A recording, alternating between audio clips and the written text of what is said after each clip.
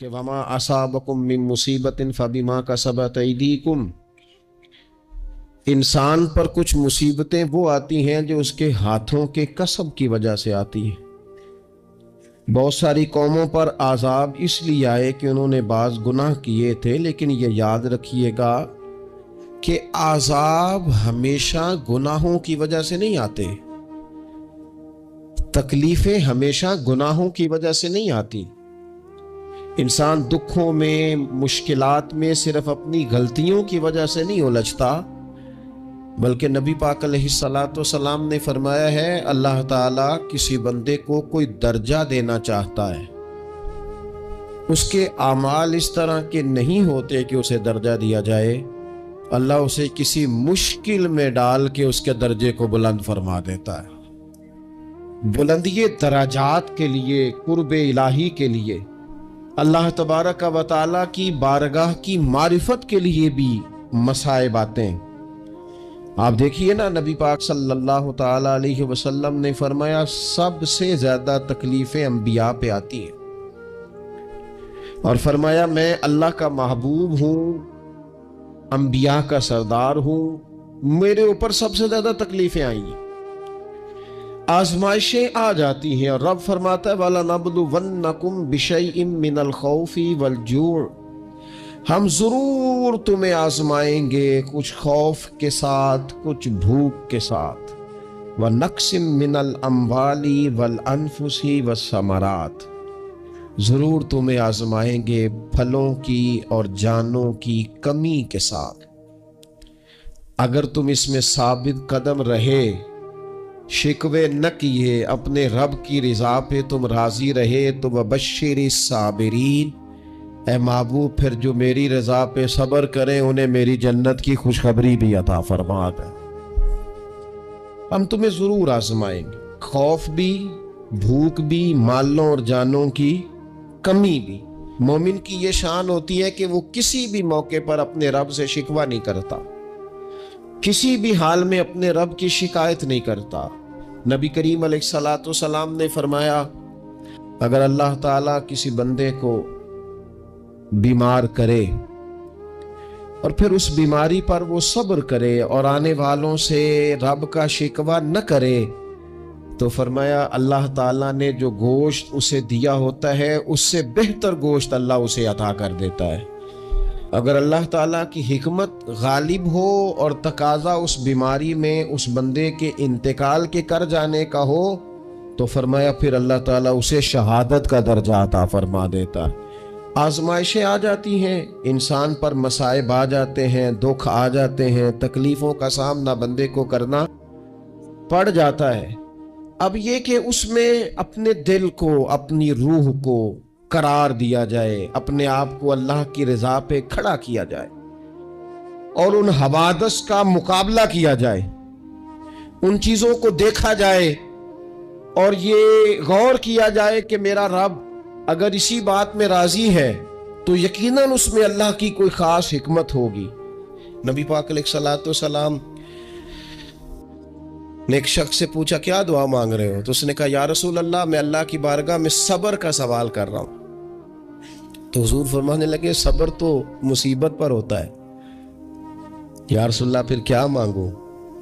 आप इन जुमलों और लफ्जों की गहराई को समझें। सब्र के लिए तो पहले मुसीबत आएगी, फिर सब्र आएगा। तो या रसूल अल्लाह क्या मांगू? फरमाया तो रब से आफियत मांग। माना क्या है? मुसीबत आए क्यों?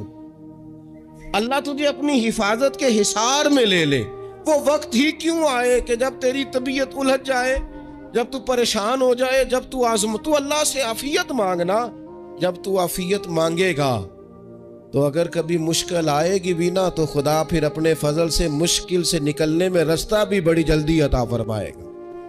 हमारा ये मिजाज बन गया है कि हम अपने हक में ऐसी चीजों का सवाल कर रहे होते हैं जो कई दफा हमें मिल जाए तो हमारा नुकसान करे। कुरान हकीम एक जगह पे अल्लाह करीम ने फरमाया है कि अगर सब लोगों को माल दे दूं तो बगावत करें, फसाद हो जाए। क्या माना कि अपना नुकसान कर बैठे लोग। हम अपने मालिक की बारगाह में बाज ऐसी चीजों के सवाली हैं कि जो हमारे लिए ठीक नहीं है। हमें اس کے کرم پر چھوڑنا ہے۔ یاد رکھنا، جب قومیں مادہ پرست ہو جاتی ہیں نا، جب وہ ہر چیز کو پیسے میں تولتی ہیں اور پہلے اپنا نفع دیکھتی ہیں، پھر وہ معاشرہ انسانوں کا معاشرہ نہیں رہتا، وہ تاجروں کا معاشرہ ہوتا ہے۔ وہاں ہر چیز سیل ہوتی ہے، بیچی جاتی ہے۔ دوستو، قلبی طور پر جب دلوں میں گنجائش ہوتی ہے، جب ہمارے دلوں میں وسعت ہوتی ہے، جب ہمیں پیار کرنا آتا ہے، 2 آدمیوں کا کھانا 3 آدمی کھا سکتے ہیں، شرط یہ ہے کہ وہ تیسرے کو بٹھانے کی وسعت رکھتے ہوں۔ 4 آدمیوں کا کھانا 5 آدمی کھا سکتے ہیں، شرط یہ ہے کہ ان کے دلوں میں گنجائش موجود ہو۔ یاد رکھنا، ایک چھت کے نیچے ایک ہی گھر کے اندر 4-5 خاندان گزارا کر سکتے ہیں، شرط یہ ہے کہ ان کے دلوں میں گنجائش موجود ہو، شرط یہ ہے کہ وہ قلبی کیفیات وہی رکھ۔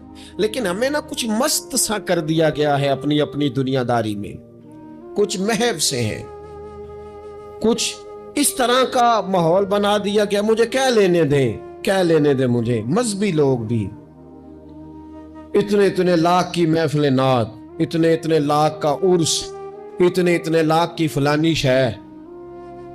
او خدا کے بندو، کچھ دیر کے لیے چھوڑ لو، کچھ دیر کے لیے مہربانی کر لو، اور دیکھو تو صحیح ضرورت کس چیز کی زیادہ ہے۔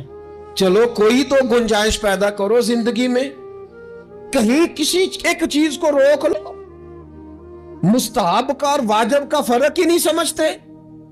اقبال کہنے لگے، یہ کسی شوخ نے لکھ دیا یہ جملہ محراب مسجد پر، کہ یہ ناداں گر پڑے سجدے میں جب وقت قیام آیا۔ وقت تو قیام کا تھا، تم سجدوں میں ہو، اٹھنے کا ٹائم تھا، لوگوں کی مدد کرنے کا وقت تھا، اور تم ابھی بھی اپنے ختمات شریف میں الجھے ہوئے ہو۔ کل 10واں چہلم مستحب ہے، 2 آدمی بیٹھ کے ختم دلانے ہو جاتا ہے۔ یہ باقی کا لاکھوں روپے کا مال ان جگہوں پہ پہنچایا جائے جہاں ضرورت ہے۔ محفل نعت آپ کے محلے کا نوجوان بھی نعت پڑھ سکتا ہے، مقامی خطیب کو بھی تقریر آتی ہے، ہر جمعے کرتا ہے، اور بڑے کام ہے کرنے والے، لیکن وہ بس ٹھیک ہے، ہم جہاں لگ گئے وہاں سے ہلنے کو تیار ہی نہیں۔ ایک مخصوص سا مزاج بنا لیا، اس سے باہر آنا ہی نہیں چاہتے، پسند ہی نہیں کرتے۔ تو اپنی زندگی کے اندر وسعت پیدا کریں، اپنے دل میں وسعت پیدا کریں۔ قحط حضرت عمر کے زمانے میں بھی آ گیا تھا، بڑی مشکلات کا سامنا کرنا پڑا۔ تو ان مصائب میں انسان کو تھوڑا سا پہلے تو ہمت کرنی ہے، پھر اس میں کرنے کا جو کام ہے وہ یہ ہے کہ سب سے پہلا کام تو یہ ہے کہ اپنے رب کی بارگاہ میں کھل کے دعا مانگی جائے، اللہ تبارک و تعالیٰ کے حضور التجائیں کی جائیں، دعائیں کی جائیں، رب کریم کو منایا جائے۔ حضرت عمر فاروق رضی اللہ تعالیٰ عنہ کے زمانے میں جب قحط آیا تھا تو حضرت عمر نبی پاک علیہ السلام کے چچا کو حضرت عباس رضی اللہ تعالیٰ عنہ کو لے کے میدان میں نکلے تھے، اور کیا خوبصورت لفظ انہوں نے ترتیب دیے تھے، عرض کرتے تھے، مالک پہلے ہم تیری بارگاہ میں محبوب پاک کو لے کے آیا کرتے تھے، آج محبوب نے ظاہری وصال کیا ہے تو تیرے محبوب کے چچا کو لے کے آئے، تو اے اللہ تو مہربانی فرما، اپنے محبوب کے چچا کا صدقہ ہمیں بارش عطا فرما۔ تو بس حضرت عمر نے وہ دعا مانگی، حضرت عباس کو وسیلہ بنایا، تو اللہ نے بارش عطا فرما دی۔ اچھا، پھر یہ دونوں چیزیں ہمیں حدیث صحیح میں ملتی ہیں۔ ایک نوجوان نے، ایک شخص نے آ کے حضور کی بارگاہ میں عرض کی، یا رسول اللہ بارش نہیں ہوتی، دعا کر دیں، تو نبی پاک نے ہاتھ اٹھائے دعا کے لیے، اتنے ہاتھ بلند کیے کہ بغلوں کی سفیدی نظر آنے لگی۔ وہ کہتے ہیں ابھی محبوب کے دستے مبارک پوری طرح چہرے پر پھرے نہیں تھے کہ اللہ نے بارش عطا کر دی۔ پھر پورا ہفتہ بارش ہوتی رہی، تو لوگوں کو اب بارش کی کثرت کی وجہ سے بعض مسائل بننے لگے، تو وہ پھر حاضر ہوئے، عرض کی یا رسول اللہ دعا فرما دیں، اب تو کچھ مشکلات بڑھنے لگی ہیں۔ تو حضور نے پھر ہاتھ اٹھائے کہ اے اللہ اپنا فضل نصیب فرما، مہربانی فرما، کبھی بارش کی ضرورت ہوتی ہے اور کبھی بارشوں کا کثرت سے ہونا وہ تکلیف کا باعث ہو جاتا ہے بعض جگہوں پر، تو کہتے ہیں پھر حضور نے دعا فرمائی، ابھی چہرے پہ ہاتھ نہیں پھیرے تھے کہ مدینہ منورہ میں بارش ختم ہو گئی۔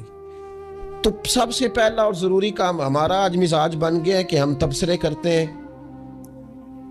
سیاست کرتے ہیں، اس پر بیٹھ کر اب ایک اور دور آ گیا ہے، ویڈیو بناتے ہیں، موبائل چلاتے ہیں، جو کہ بہت بڑا امتحان ہے ہمارے لیے کہ صرف 20 منٹ موبائل کو ہاتھ نہ لگائیں، بہت بڑا امتحان ہے۔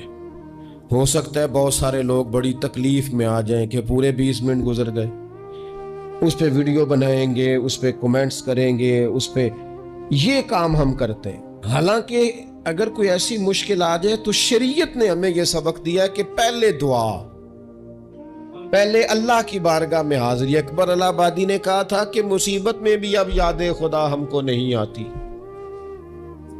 دعا منہ سے نہ نکلی، جیبوں سے عرضیاں ہی نکلی۔ ہم محکموں میں درخواستیں دیتے ہیں لیکن دعا کی طرف بڑھتے، بڑا خوبصورت کام ہے۔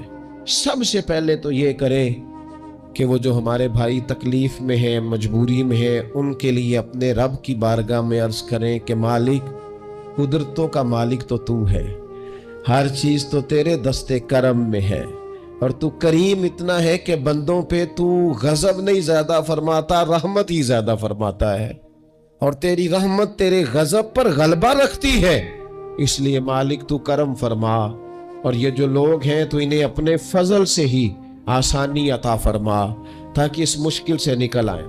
جن دنوں قحط آیا تھا نا مکہ مکرمہ مدینہ طیبہ میں حضرت عمر کے زمانے میں، تو حضرت عمر فاروق فرماتے ہیں میں نے بغیر گھی کے کبھی کھانا نہیں کھایا تھا، لیکن میں نے قسم اٹھا لی تھی کہ جب تک سب لوگوں کو راشن کھانا میسر نہیں آتا میں بھی گھی نہیں کھاؤں گا۔ یہ جو اضافی اخراجات ہیں، ایڈوانس گاڑیاں بک کرانا، نئے ماڈل کے موبائل خریدنا، یہ جو ہمارے صرف ناز نخرے ہیں، صرف ان کو تھوڑا سا کلوز کر لو۔ عجیب بات ہے نا، عجیب ظلم ہے نا کہ ایک بچہ رات کو اس لیے کھانا نہیں کھا رہا کہ اس کی مرضی کا پکا ہوا نہیں، اور ایک طرف میرے ہی وطن میں اس ویڈیو نے بھی میری چیخیں نکلوا دی جس میں ایک بیٹی، اور اس کی عمر بھی بالکل اتنی ہے جتنی میری بیٹی کی عمر ہے، اس سے وہ صحافی پوچھتا ہے، پاؤں اس کے ننگے ہیں اور پاؤں پہ کیڑے چڑھ رہے ہیں، تو اس سے پوچھتا ہے پتر کیا چاہیے؟ وہ کہتی ہے صرف روٹی کھانی ہے، کوئی مطالبہ نہیں، کوئی مطالبہ نہیں، روٹی دا دکھ نہ پوچھو، یہ روٹی بندہ کھا جاندی جی، روٹی بندہ کھا جاتی۔ اللہ کریم نے فرمایا وَتَعَاوَنُوا عَلَى الْبِرِّ وَالتَّقْوَى، جب تقوی اور پرہیزگاری کا معاملہ ہو تو ایک دوسرے کے ساتھ تعاون کرو، ایک دوسرے کے ساتھ تعاون کرو، ایک دوسرے کا آگے بڑھ کے بازو تھامو، خیر کے کاموں میں ایک دوسرے کی مدد کرو، آگے نکلو۔ ہو جاتا ہے کبھی کبھی ایسا کہ ایک بھائی کے پاس بہت زیادہ مال ہوتا ہے، دوسرے کے پاس کم ہوتا ہے، اور نبی پاک صلی اللہ تعالی علیہ وسلم نے ارشاد فرمایا کہ یاد رکھنا اللہ تبارک و تعالی اتنی دیر تک تمہاری مدد کرتا ہے جب تک تم اپنے بھائی کی مدد کرتے رہتے ہو، اللہ تمہارا مددگار رہتا ہے۔ اور یہ جو مسلمان ہوتے ہیں، مومن، کلمہ پڑھنے والے، ان کے بارے میں میرے نبی پاک علیہ الصلوۃ والسلام نے فرمایا کہ یہ ایک جسم کی مانند ہے، ایک جسم کی طرح ہے۔ مومن ایک جسم کی طرح ہے، جس طرح یہ پورا جسم ہوتا ہے، اور حضور نے مثال دے کے بات سمجھائی، فرمایا جسم کا ایک حصہ تکلیف میں ہونا تو سارا جسم اس کا کرب محسوس کرتا ہے، یعنی درد صرف دانت میں ہے لیکن روٹی کھانے کو دل نہیں کرتا، کسی سے بات کرنے کو دل نہیں کرتا، اٹھ کے باہر جانے کو طبیعت نہیں چاہتی، پورا وجود اس کا کرب، اس کی تکلیف محسوس کرتا ہے۔ فرمایا جس طرح ایک جسم کے ایک حصے کو تکلیف ہو، آپ مجھے بتائیے نا، آپ کے دانت میں تکلیف ہے تو کیا کبھی آپ کے دماغ نے کہا ہے کہ ڈاکٹر کے پاس نہیں جانا؟ پیروں نے کہا میں نے نہیں چل کے جانا، یہ تو مسئلہ صرف اور صرف دانت کا ہے، دانت جانے اس کا کام جانے۔ ایسا ہوتا نہیں۔ دانت میں تکلیف ہوتی ہے تو ذہن منصوبہ بندی کرتا ہے، وہ کہتا ہے یار یہ پتہ کرو دانت کا ڈاکٹر کہاں بیٹھتا ہے۔ پھر آپ کی زبان ہلتی ہے، معلومات کرتی ہے، پھر آپ کے پیر چل کے وہاں جاتے، اور پھر آپ اپنے دل سے ما فی ضمیر وہاں بیان کرتے، پھر آپ اپنا کمایا ہوا سرمایہ خرچ کرتے ہیں۔ بھئی ایک دانت کو تکلیف ہے تو رہنے دو، سارے جسم کو کام میں کیوں لگایا ہے؟ تو معنی یہ ہے کہ جب جسم کا ایک حصہ تکلیف میں ہو، باقی سارے سپورٹ کرتے ہیں تاکہ وہ ٹھیک ہو جائے۔ تو حضور نے فرمایا میرے سارے مومن ایک جسم کی طرح، سارے مکے سے ہجرت کر کے مدینے آئے، گھر بار پیچھے رہ گئے، جائیدادیں پیچھے رہ گئی، کاروبار پیچھے رہ گئے۔ حضور نے فرمایا تم بھائی ہو۔ لیکن وہ صحابہ تھے نا، انہوں نے بھائی بھائی اپنے آپ کو صرف تقریروں میں نہیں سمجھا تھا، انہوں نے اپنے آپ کو بھائی بھائی صرف محفلوں کے نعروں میں نہیں سمجھا تھا، انہوں نے اپنے آپ کو بھائی بھائی صرف ادیب شاعر کی شاعری میں نہیں سمجھا تھا، وہ من سے ان کی آوازیں آتی تھی ہم سچ مچ کے بھائی ہیں۔ انہوں نے طے کر لیا تھا کہ ہم بھائی ہیں۔ لہذا جب حضور نے کہا نا آپ تمہارے بھائی وہاں سے ہجرت کر کے آئے ہیں تو ان کی مدد کرو، تو پھر انہوں نے صحیح والا بھائی سمجھا، دھاگا رکھ کے اپنا گھر تقسیم کر کے آدھا اپنے بھائی کو دیا، کاروبار بانٹ کے اپنے بھائی کو دیا، جس کے پاس 4 اونٹ تھے اس نے 2 اپنے بھائی کو دے دیے، چلتے کاروباروں میں بھائیوں کو شریک بنا لیا۔ انہوں نے انہیں اس طرح کر کے رکھا کہ پھر وہ جو مہاجر تھے وہ مہاجر رہے ہی نہیں۔ انہیں یوں لگا کہ ہم تو ایک گھر سے اپنے دوسرے گھر میں شفٹ ہوئے، انہیں کسی جگہ بھی کوئی تکلیف نہیں آئی۔ لیکن امیر آدمی غریب کو بھائی سمجھنے کو تیار ہوتا نہیں، تگڑا بندہ چھوٹے کے قریب جانے کے لیے راضی ہوتا نہیں۔ جب تک وہ خاص ذہن نہ بنے جو ذہن ہمیں رسول پاک صلی اللہ علیہ وسلم نے عطا کیا، اتنی دیر تک انسان اس مقام تک پہنچ نہیں سکتا جہاں وہ اپنے بھائی کے لیے خیر کا معاملہ کرے۔ تو ایک تو یہ کہ ہمیں آگے بڑھنا چاہیے، ان لوگوں کو اپنا بھائی جاننا چاہیے۔ چوتھی بات، اسلام کے اندر نا ہر ذی روح کے ساتھ نیکی کرنے کا اجر ہے، ہر تر جگر والے کے ساتھ نیکی کرنے کا ثواب ہے۔ اسلام کے اندر جو تر جگر رکھتا ہے، جس کے وجود میں روح ہے، اس سے نیکی کریں اجر ملے گا۔ صحیح حدیث میں موجود ہے نا، اور میرے خیال ہے آپ سب کو وہ حدیث آتی ہے کہ نبی پاک علیہ السلام نے فرمایا کہ ساری زندگی گناہ کرنے والی عورت نے کتے کو پانی پلایا تھا تو رب نے بخشش فرما دی۔ کتا حلال جانور بھی نہیں، کتے کو پانی پلایا، ساری زندگی کے گناہ تھے، اللہ نے معاف کر دیا۔ کوئی بھی تر جگر والا ہو، آپ مجھے بتائیے ایک کتے کو پانی پلانے سے رب معاف کرتا ہے، تو اگر کوئی کسی انسان کی خدمت کرے، اور نرا انسان نہیں مسلمان، اور نرا مسلمان نہیں مدینے والے کا غلام، رسول اللہ کا کلمہ پڑھنے والا، اس کے ساتھ نیکی کرنے سے اللہ کتنا اجر عطا فرمائے گا۔ تو عزیز بھائی، مخلوق خدا سے جب لوگ پیار کرتے ہیں، جب لوگ محبت کرتے ہیں، اور جب ہمارے دل نرم، ہمیں نا مادہ پرست بنایا گیا ہے کچھ عرصے سے، ہمارا ذہن بنا دیا، اور یہ ڈھیر سارے لوگ ہیں جو تقسیم کرتے ہیں ذہنوں کو، ڈھیر سارے لوگ، اس میں بعض مذہبی لوگ بھی شامل ہیں اللہ ماشاءاللہ، جو ذہن تقسیم کرتے ہیں، چھوٹی چھوٹی اپنے لالچ کے لیے لوگوں کو ایک دوسرے سے دور کرتے ہیں۔ یہ تقسیم کار ہمارا عام حصہ ہے، عام جز ہے۔ یاد رکھیں جب بندہ کسی کے بچوں کا سوچتا ہے تو اللہ اس کے بچوں پر فضل فرماتا ہے، جب انسان کسی کا گھر آباد کرتا ہے رب اس کا گھر آباد کرتا ہے۔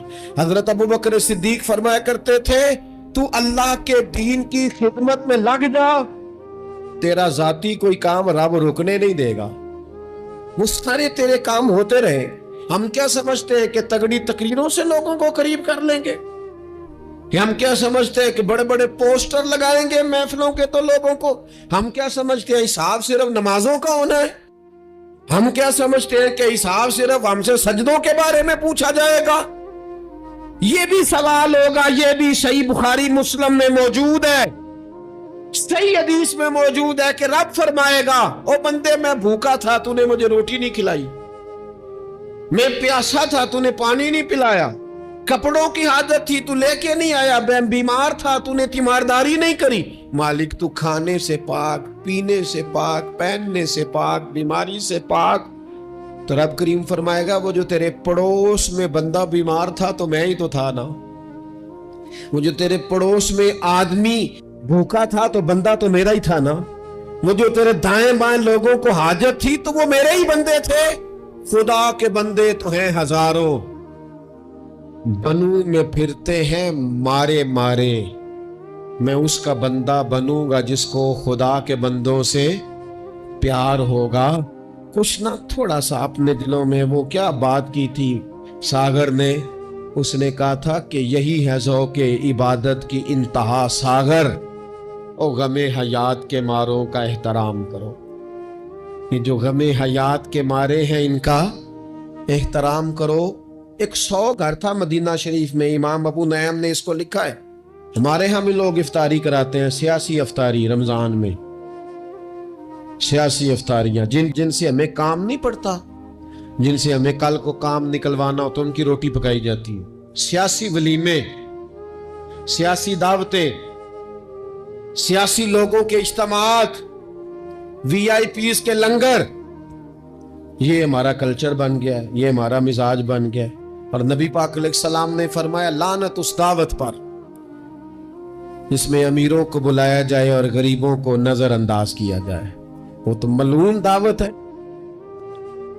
100 घर पूरा था मदीना मुनव्वरा में, जिसमें 3 वक्त का खाना, बच्चों के कपड़े, अगर कोई बीमार हो जाता तो दवाइयां, और दे कौन जाता है अल्लाह ही बेहतर जानता है। एक नकाब पोश आता था, दरवाजे पे दे जाता था, नाम पूछते थे तो नाराज हो जाता था। और ये एक दिन काम नहीं हुआ, सालों ये काम जारी रहा, पता ही कोई नहीं कौन दे जाता है, कोई खबर ही नहीं। फिर अचानक 2-3 दिन हो गए, वो लंगर आना बंद हुआ, वो अखराजात उठाने खत्म हुए। अब लोग एक दूसरे से पूछने लगे कि वो खाना तेरे घर भी नहीं आया, तेरे घर भी नहीं आया, पता करो कब से नहीं आया, पता करो कब से नहीं आया। तो तय हो गया, जब लोगों ने तारीखें लगानी शुरू की, एक दूसरे के साथ मिलानी शुरू की, तो 18 मुहर्रम से मेरे घर नहीं आया। हाँ, हमारे यहाँ भी 18 मुहर्रम से नहीं आया, पता करो, तहकीक करो। पता चला कि 18 मुहर्रम को इमाम ज़ैनुल आबिदीन का विसाल हुआ है। सैयदा पाक का ये शहजादा, इमाम हुसैन का करबला में बच जाने वाला ये जानशीन, एक 100 घरों में और थोड़ी सी आबादी, 100 घरों में 2 वक्त खाना, और अपने कंधे पे तोड़ा रख के, लंगर की बोरी रख के पहुंचा के आते, और चेहरे पे नकाब होता। कोई पूछता नाम क्या है तो नाराज हो जाते। 100 घरों में खाना जाता। उनके विसाल के बाद जब गुस्ल दिया जा रहा था तो मोटे मोटे निशान थे कमर पे। लोगों ने उनके बेटे से पूछा कि ये क्या है, तो फरमाने लगे मेरे वालिद अपने कंधों पे थैले रख के आखिर उम्र तक घरों में पहुंचा के आते रहे।